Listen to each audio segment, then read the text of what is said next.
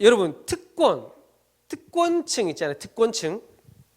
누구나 사람은 힘을 가지거나 어떤 권력, 어떤 마음껏 휘두를 수 있는 그런 것들을 가지고 특권을 가지고 있으면 그것을 선한 쪽으로 쓰는 것보다 나쁜 쪽으로 쓰는 경우가 참 많은 것 같아요.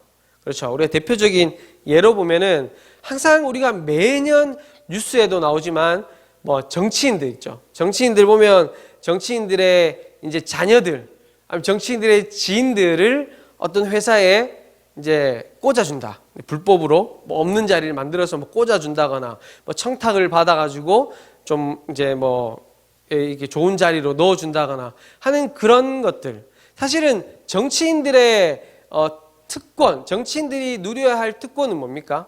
국민들을 대표해서 국민들의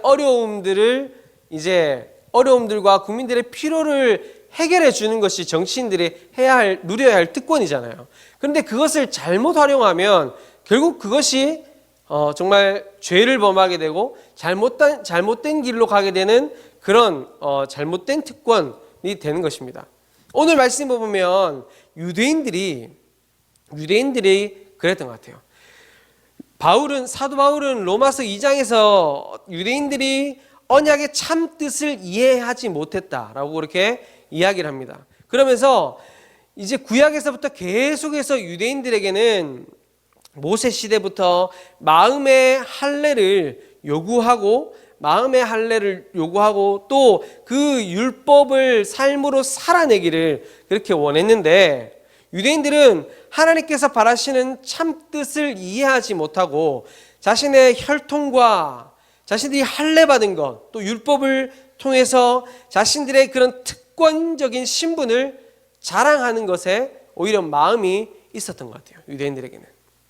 우리는 혈통적으로 하나님의 백성이고 아브라함의 자손이고 또 우리는 할례 받았고 우리는 그런 이방인들과 다르다라는 그런 특권 의식에 사로잡혀 있었던 것입니다. 육신적으로는 아브라함의 후손으로 하나님의 선택받은 선민이었고 육신의 할례를 받은 존재였지만 율법에 불순종하는 표면적 유대인일 뿐이다라고 바울이 그렇게 비판을 하죠.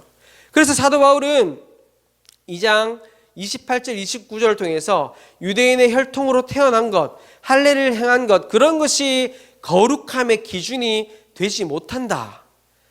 하나님의 백성으로서의 기준이 되지 못한다라고 그렇게 이야기하면서 하나님의 말씀에 순종하는 그 순종이 있어야만 정죄를 받지 않을 수 있다라고 이야기했어요. 너희가 아브라함의 자손으로 선택받고 할례받고 너희가 그렇게 태어난 것, 유대인으로 태어난 것, 그것이 너희를 거룩하다고 말할 수 있는 것이 아니라 너희가 그 말씀, 하나님의 말씀대로 사는 것, 하나님의 말씀대로 사느냐 살지 않느냐, 그것이 거룩함을 결정짓는 것이다 라고 말씀했다는 거예요.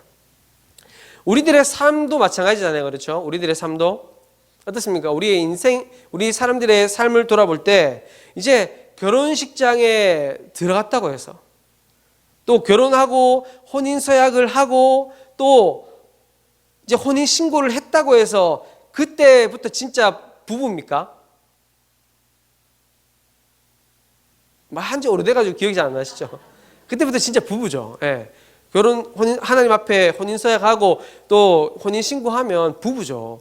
그런데 그거는 서류상, 그렇죠? 법적인 부부지만 삶이 그렇지 않으면 그거는 뭐 결혼 안 한 것만 못 하잖아요. 그렇죠? 결혼해서 법적으로는 서류상으로는 부부지만 서로를 무시하고 서로의 말을 들어주지 않고 서로를 위해주지 않고 내 아내가 내 남편이 이걸 원하는데 이걸 원하는 걸 들어주지 않고 자꾸 싫은 것만 한다.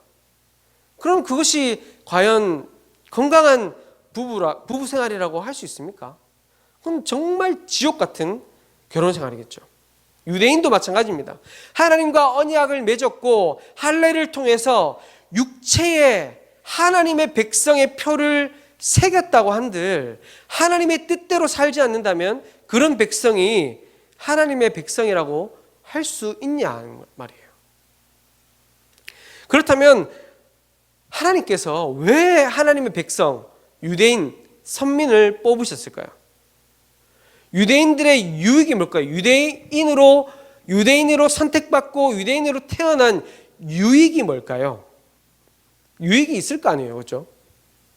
그런 질문에 대해서 오늘 말씀 1절, 2절 말씀에 나와 있습니다. 1절, 2절 말씀, 여러분 성경 말씀, 성경 펴고 계시니까 1절, 2절 말씀을 같이 한번 읽어볼까요? 1절, 2절 같이 읽어보겠습니다. 시작.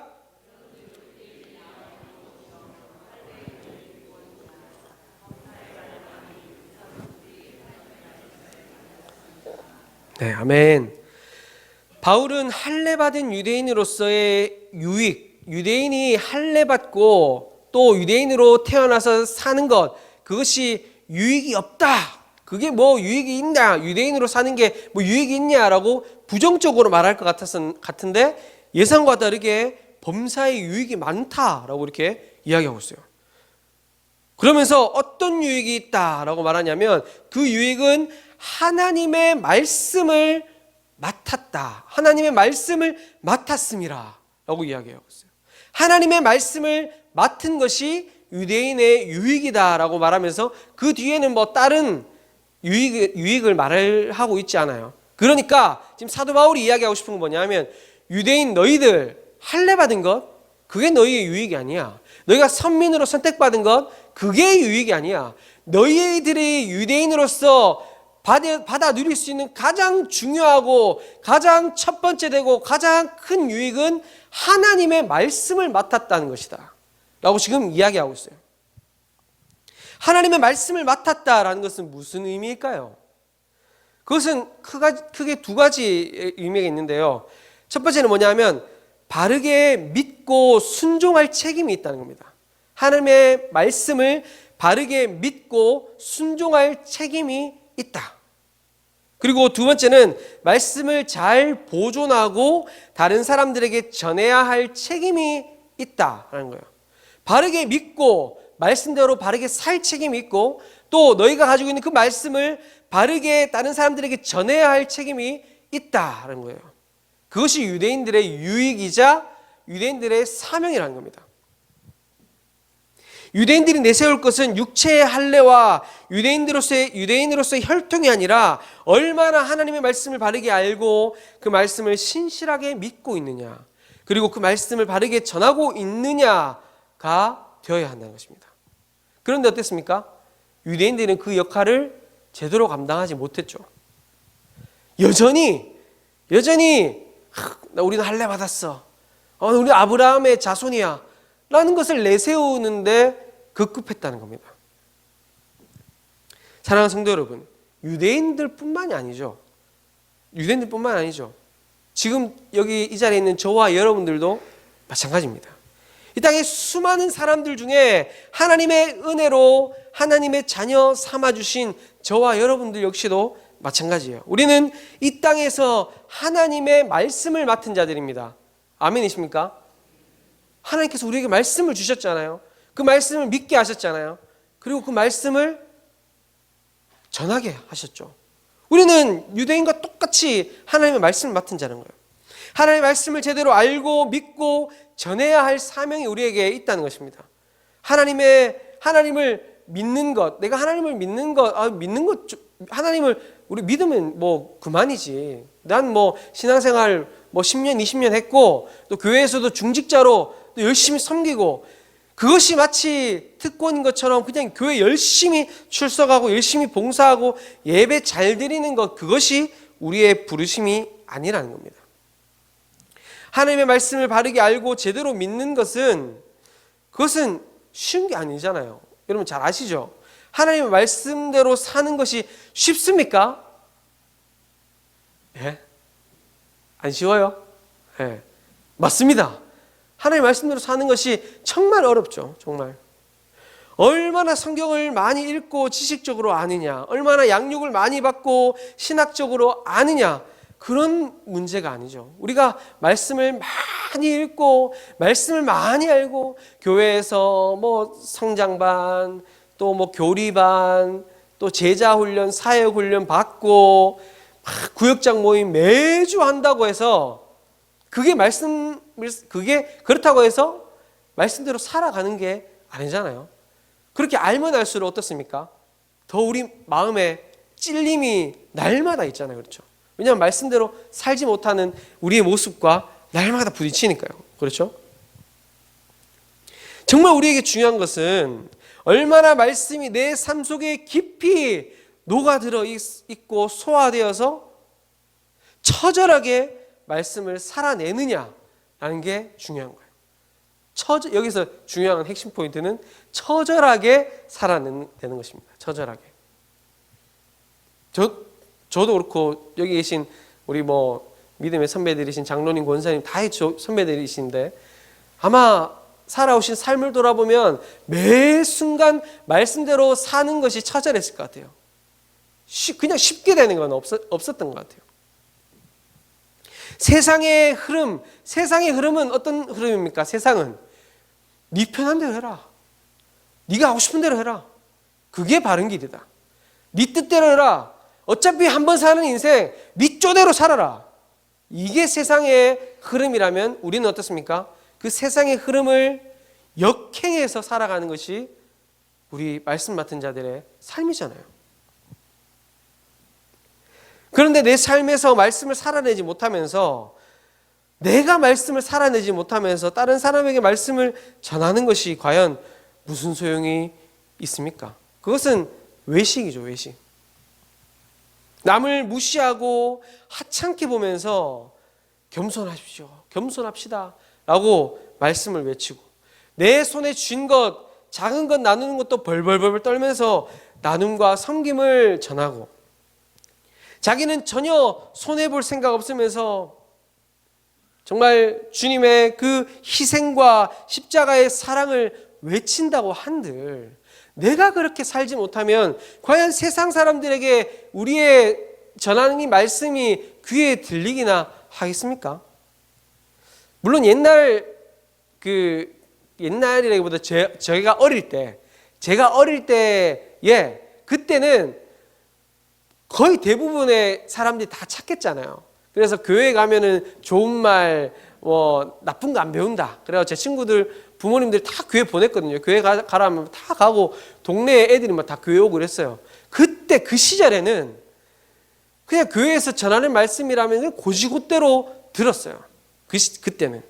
그런데 지금 이 시대에 까다롭게 따지고 분석하는 지금 시대에는 오히려 우리가 말씀대로 살지 않고 외식하면서 말씀을 전한다면 세상에 손가락질 당하기 쉽다라는 것이죠. 제가 지난번에도 주일날 한번 설교 때 막 그래프 보여드리고 말씀드렸잖아요. 그렇죠? 세상 사람들이 가장 환멸을 느끼는 것은 말과 행동이 다른 교회의 모습을 볼 때예요. 예수 믿는 사람이 말과 행동이 다른 그런 걸 볼 때. 그렇죠? 막 세상과 똑같이 이권 다툼하고 세상과 똑같이 그냥 나만 알고 내 유익만 따질 때 세상 사람들은 그런 교회를 보면서 환멸을 느낀 거죠.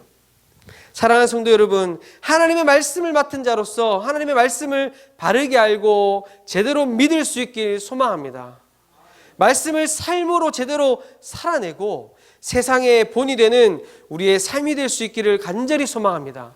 저 먼저 간절히 소망해요. 진짜 말씀대로 정말 제가 앞에서 말씀을 전하는 자로서 제가 먼저 말씀대로 살아야지, 처절하게 몸부림치면서 살아야지 하는 저한테 하는 말씀입니다. 하지만 여기 계신 모든 분들이 앞서 있는 자들이고 교회의 중직자분들이고 리더들이니까 저와 여러분들 모두가 사람들 앞에 말씀을 전하기에 앞서서 내 모습을 비춰보고 말씀 앞에 내가 처절히 몸부림치면서 살아내고 있는가, 말씀을 맡은 자로서 우리가 그 본분을 잘 해내고 있는가, 날마다 말씀 앞에 바로 설 수 있는 저와 여러분들이 다 될 수 있기를 소망합니다. 그런데 오늘 말씀 3절에서부터 보면 당시 유대인들이 가질 만한 그런 바울의 복음에 대한 의문점들이 몇 가지 나옵니다. 그런데 바울이 그 의문점들에 대해서 스스로 질문하고 답을 다는 형식으로 말씀을 이어갑니다. 그 첫 번째 바울의 질문, 당시 뭐 유대인들의 가졌던 의문이었던 것 같아요. 그 시대 초대교회 성도들의 의문. 그 첫 번째는 뭐냐면 하나님은 신실하신가? 하나님은 신실하신가? 우리 3절 4절 말씀 같이 한번 읽어볼까요? 성경 한번 보시고 3, 4절 말씀 같이 한번 읽어보겠습니다. 시작.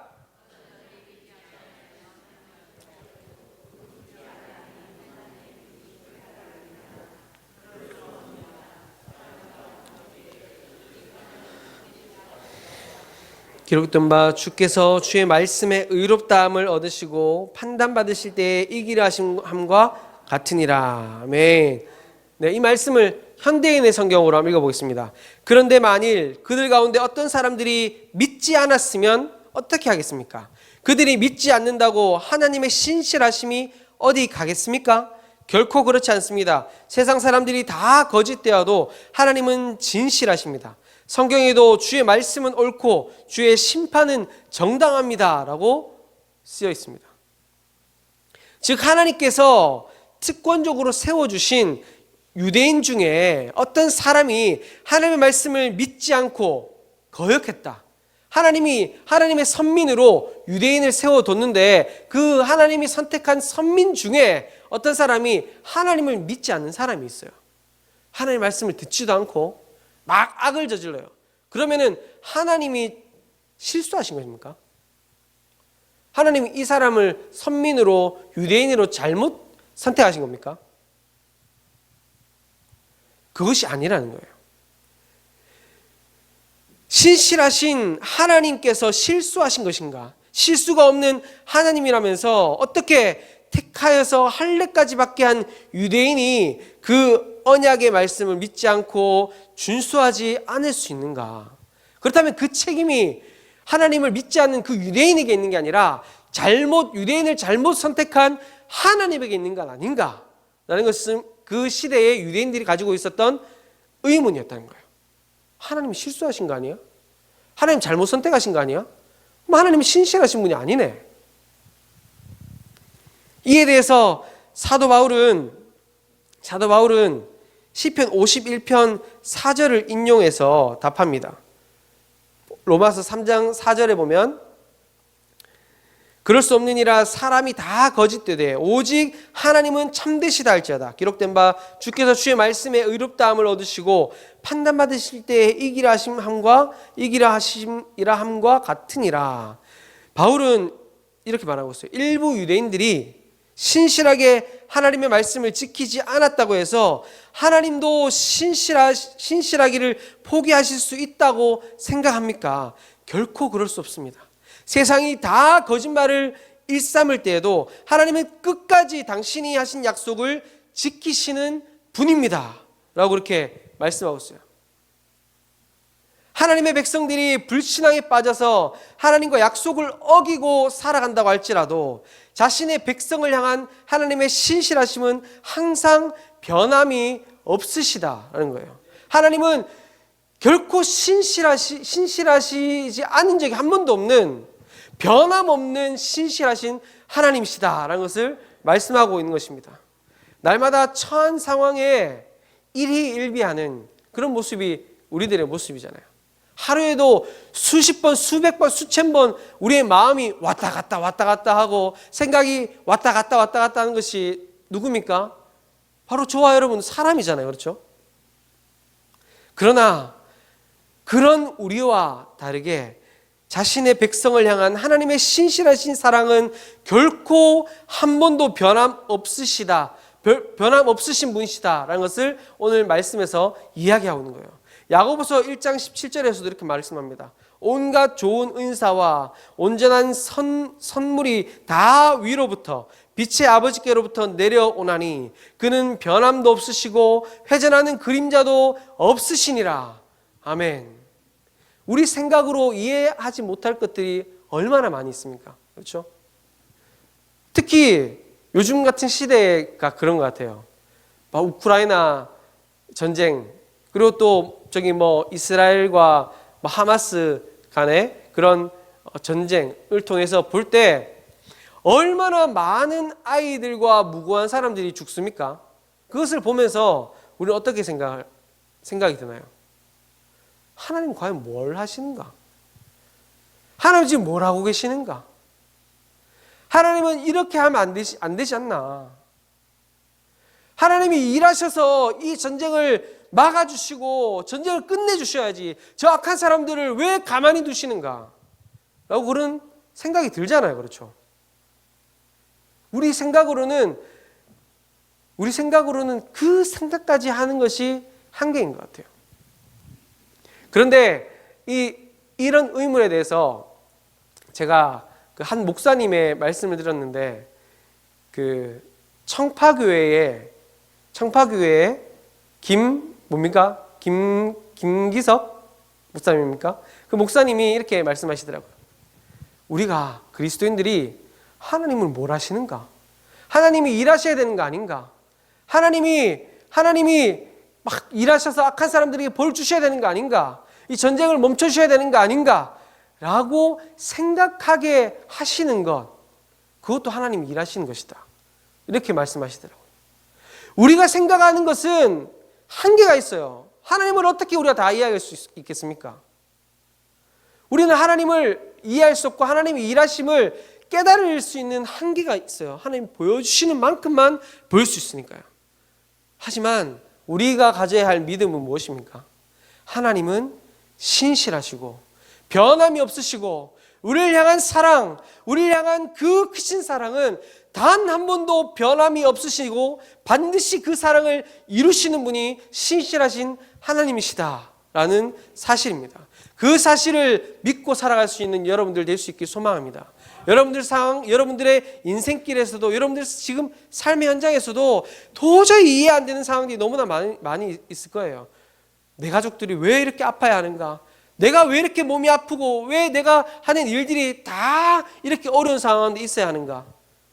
하지만 신실하신 하나님은 반드시 우리 삶 가운데 역사하고 계시고 가만히 계신 것이 아니라 지금도 역사하고 계시고 반드시 앞으로 그 모든 일들을 하나님의 뜻대로 선하신 뜻대로 해결해 주시는 분이시다라는 그 사실을 믿음으로 오늘 밤에도 기도하실 수 있는 여러분들 될 수 있기를 소망합니다.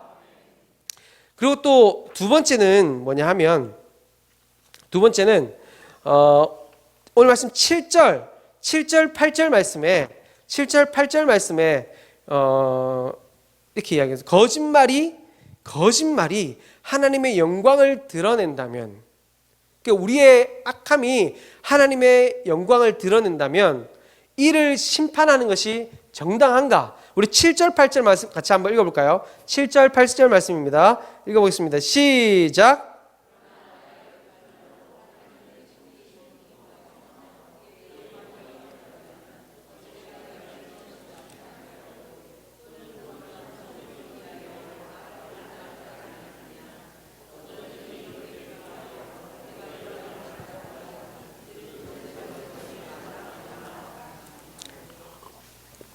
아멘. 오늘 이 7절 8절 말씀의 질문의 핵심은 이겁니다. 뭐냐면 거짓말을 해서라도 참되신 하나님을 풍성하게 드러낸다면 그런 거짓말하는 행위 자체가 하나님의 영광을 드러내는 것이고, 우리가 거짓말하고 악한 짓을 했는데 그것이 하나님의 의의를 드러낸다면 그럼 우리가 잘한 거 아닌가? 근데 그것에 대해서 하나님이 벌하시면 그 하나님 잘못하시는 거 아니에요? 라는 질문이에요. 그러니까 우리가 하나님의 영광을 드러낼 수만 있다면 우리 삶에서 악한 행동이나 사람들에게 피해를 주는 일이나 세상 사람들한테 손가락질 당하는 일도 우리는 서스럼 없이 할 수 있다 라는 그런 생각이죠. 자, 그래서 그 이야기에 대해서 우리가 생각해 볼 것이 있습니다. 뭐냐면 제가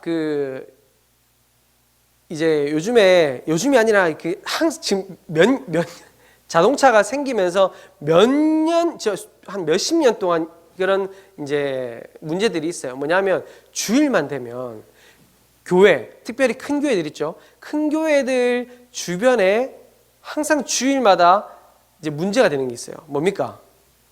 불법 주차야, 불법 주차. 네. 불법 주차해가지고 예전에 이제 한 이야기를 들었는데 이제 막 시민들이 전화하잖아요. 차 좀 빼주세요. 차 빼야 돼요. 그러니까 이 사람이 몇 번을 전화했는데 전화를 안 받다가 나중에 전화 받아서 조용히 지금 예배 중입니다. 예배 끝나고 차 빼드릴게요. 그래서 제가 아까 전에 낮에 있죠. 인터넷에 쳐봤어요. 주일 예배 불법 주차 쳐보니까 각 도시마다 우리나라 각 도시마다 그 맘카페 있는 거 아시죠? 각 도시마다 맘카페에 주일날 불법 주차에 대해서 글이 어마어마하게 올라가 있어요. 지금도.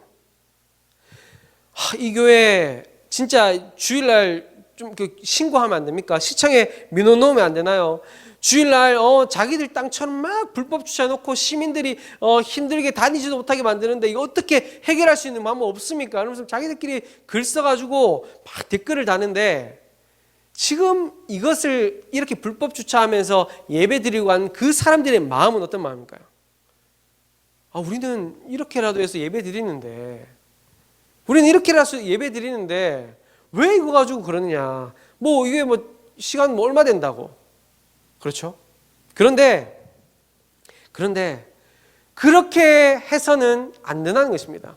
세상 사람들 앞에 손가락질도 하고 세상의 법을 지키지도 않으면서 오히려 불법을 저지르면서 난 하나님 앞에 영광 올려드리러 예배드리러 간다. 하나님 앞에 찬양하러 예배드리러 간다 해서 그렇게 가서 하나님 앞에 예배를 드리는 거 하나님이 과연 기뻐하실까?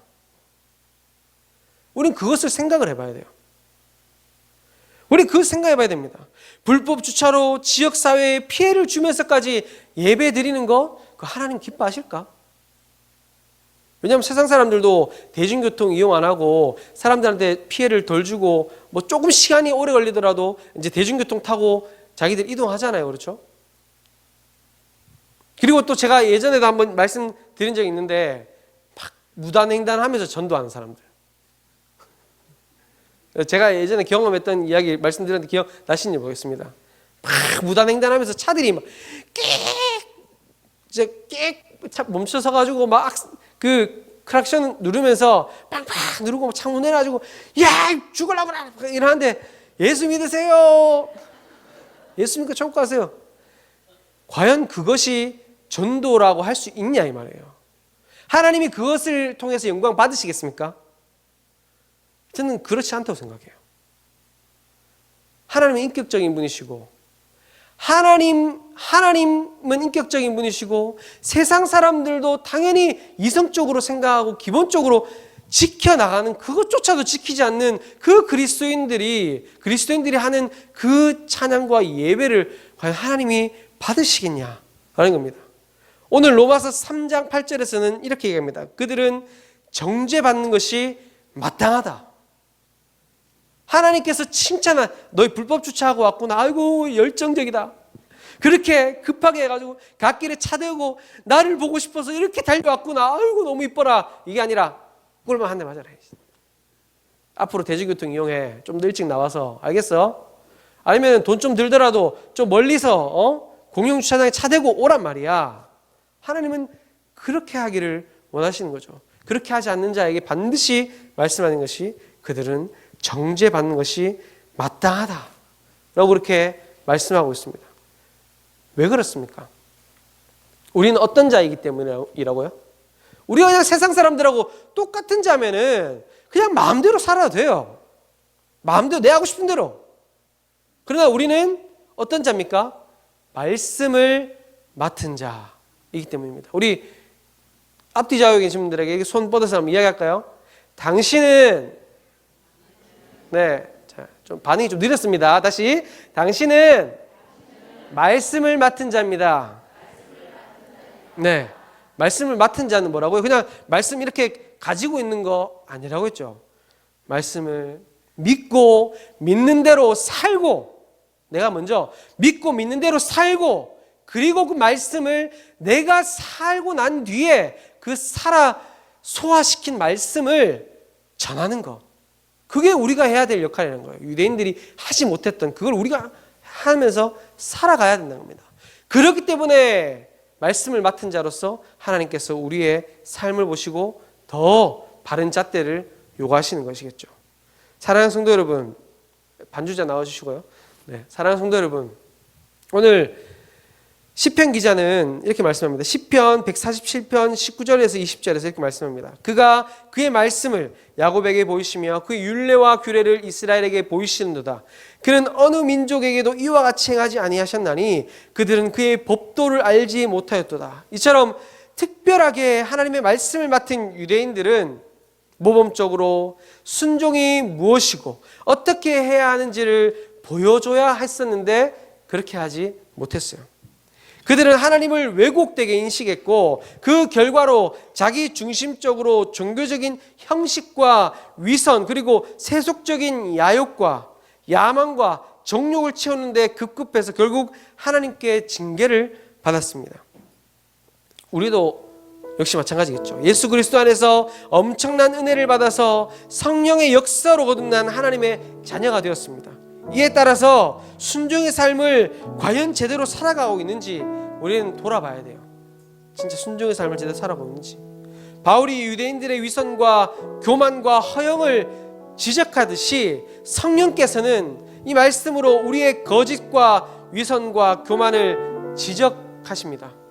구원에 있어서 무엇보다 결정적으로 중요한 것은 자격의 수준 그리고 우리의 신앙의 경력이 아니라 오직 하나님의 말씀에 순종함이 중요하다라는 것을 말씀하고 있는 거예요. 사랑하는 성도 여러분, 저와 여러분들은 말씀을 맡은 자들입니다. 말씀을 믿는 자들이고 말씀을 살아내는 자들입니다. 그렇게 우리가 말씀을 바르게 살아내고 세상 사람들에게 먼저 선을 보이고 바른 길을 보이고 어떻게 살아가는 것이 도덕적인 바른 삶인가를 보임으로써 그렇게 했을 때 우리의 삶으로 그렇게 드러내어 보였을 때 예수 믿으세요, 예수 믿고 구원받으세요 라고 우리의 입술로 고백하기 전에 세상 사람들이 우리의 삶을 보고 예수 믿게 될 줄 믿습니다. 세상 사람들의 마음이 열릴 줄 믿습니다. 그들이 그렇게 마음이 열렸을 때 그 가운데 우리가 말씀을 전하고 그 말씀이 뿌리 내려서 그들이 구원받게 될 줄 믿습니다. 그런 귀한 주님의 백성들 다 될 수 있기를 주님의 이름으로 축원합니다.